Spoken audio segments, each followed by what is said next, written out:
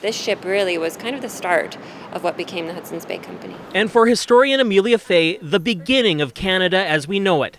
That's a replica of the Nonsuch, the very first ship of what would become the Hudson's Bay Company. If this ship had sunk, things would look completely different. It might be a completely different story. The Manitoba Museum had plans to mark HBC's 350th anniversary until COVID-19. It's a bummer for sure, because there's a lot I wanted to say. In many ways, the story of the Bay is the story of Canada. Its exploration and expansion opened up more than a third of the country, often at the expense of Indigenous people. Whether you like the history or not, it's part of our history. The 17th century fur trader grew into a 20th century retail giant. Come on, Canada. Meet you at the Bay. But its future this century is far from certain.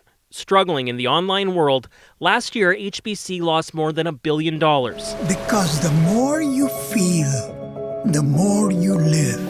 In February, it went private and is making moves towards becoming a luxury retailer. I think that we are going to see a downsizing in the footprint, in this case of the Hudson Bay Company. Retail analyst Craig Patterson says the brand and properties are valuable. HBC's future could be in partnering with other retailers inside of its stores. He's looking at basically running as a concession business where different departments will be run by different vendors, and the Hudson Bay Company, to a degree, will become a landlord.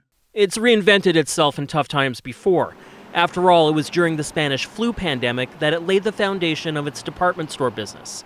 That's the kind of the greatest thing about the company and how they were able to survive this long, I think, is because they did evolve.